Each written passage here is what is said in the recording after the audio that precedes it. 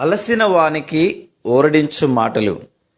సహోదరుడు భక్త్ సింగ్ గారి పరిచర్య నుండి సేకరించిన అనుదిన ధ్యానములు.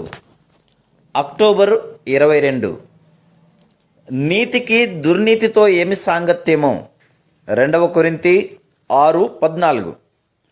నాకు తెలిసిన వైద్యురాలైన ఒక క్రైస్తవ సహోదరి తన వైద్య వృత్తి ద్వారా సంవత్సరమునకు 40,000 రూపాయల ఆదాయము పొందుచుండెను. ఆమె స్నేహితులు తన ఆదాయము సంవత్సరమునకు 25,000 రూపాయలు మాత్రమే అని చూపించమని సలహానిచ్చిరి. ఎందుకనగా ఆమె సరి అయిన ఆదాయమును చూపించినచో ప్రభుత్వ అధికారులు ఇతరుల వలె ఈమె కూడా తప్పుడు ఆదాయపు లెక్క ఇచ్చినది, కానీ అసలు ఇంకా ఎక్కువగా పొందుచున్నదని తలంచెదరని చెప్పిరి. ఆమె సలహా కొరకు నా దగ్గరకు వచ్చింది. ఆమె ఒక క్రైస్తవురాలు గనుక ఏమాత్రమును అబద్ధమాడకూడదు. కానీ ఆమె పై అధికారులు ఒకవేళ ఇంతకంటే ఎక్కువ ఆదాయం పొందుచున్నదని వేధించినను సరే, ఆమెను మాత్రం సరి అయిన ఆదాయపు లెక్క ఇవ్వమని చెప్పి తిని. చివరకు దేవుడు ఆమెను ఎంతో గణపరచెను. అనేక కుయుక్తి మార్గములలో మన మనస్సాక్షికి విరుద్ధంగా వెలుటకు శోధించబడెదము. ఈ లోక సంబంధమైన లాభము కొరకైన ఆశతో మోసగించబడి మన నీతిని యథార్థతను వదిలివేయకూడదు.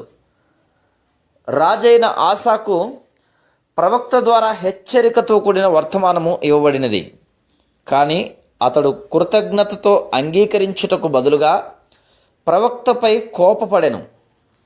2వ దినవృత్తాంతములు 16వ అధ్యాయము 7 నుండి 10 వచనములు. అతనిని బందీగృహములో వేయించెను. అయినప్పటికీ దేవుని వర్తమానము మారలేదు. తన మిగిలిన జీవితం అంతటిలో యుద్ధములచే కష్టపెట్టబడెను. అతడు దేవుని ఆశీర్వాదములను పోగొట్టుకొనెను.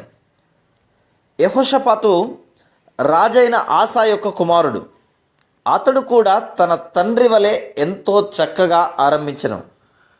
అతడు దేవునికి లోబడినంత కాలము వృద్ధి చెందుచూ వచ్చెను. కానీ తర్వాత తన తండ్రి ఏ విధంగా ప్రభువు మార్గము నుండి తొలగిపోయి తన మీదకు నష్టమును తెచ్చుకునో తెలిసి కూడా సాతాను యొక్క యుక్తితో కూడిన తంత్రములకు లొంగిపోయి అతడు కూడా తన మీదకు నాశనమును తెచ్చుకొనెను. యెహోషాపాతు అహాబు కుమార్తె అయిన అతల్యాను తన కుమారుడైన యెహోరాము కొరకు కోరుకొనెను. ఈ విధంగా అతడును అహాబును మంచి స్నేహితులుగా అయిరి. దాని ఫలితముగా యెహోషాపాతు జీవితంలోనికి లోకము ఎంతగానో ప్రవేశించినది. అనేక మంది విశ్వాసులకు ఇటువంటి అపాయమే సంభవించినది. మొదటిలో ప్రభు కొరకు ఎంతో ఆసక్తిగా ఉండిరి. వారు ఎల్లప్పుడూ తమతో కూడా బైబిల్ను తీసుకొని వెలుచు సాక్ష్యమిచ్చుచు ఎంతో ధైర్యముగా బోధించిరి. తర్వాత వారి కుమారుడు లేక కుమార్తెకు వివాహము ఏర్పాటు చేయవలసిన సమయం వచ్చినప్పుడు ఈ లోక లాభము మరియు అభివృద్ధి చేత శోధించబడి అవిశ్వాసుల కుటుంబములతో సంబంధం పెట్టుకుందరు. ఎవరైనా దేవుని సేవకుడు ధైర్యం తెచ్చుకొని హెచ్చరించి దేవుని వాక్యమును చూపించినప్పుడు రాజైన ఆసా వలె ఆ సేవకునిపై కోపపడుదురు.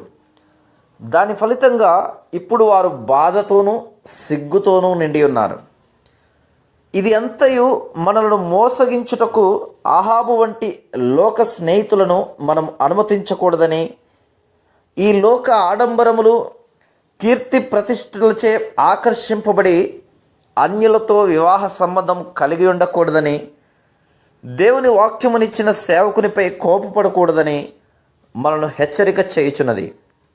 మరొక వైపు మనము అన్ని సమయములలో ఎంత కష్టమైనప్పటికీ దేవునికి లోబడి ఆయన జీవవాక్యమును ఘనపరచవలనని బోధించుచున్నది.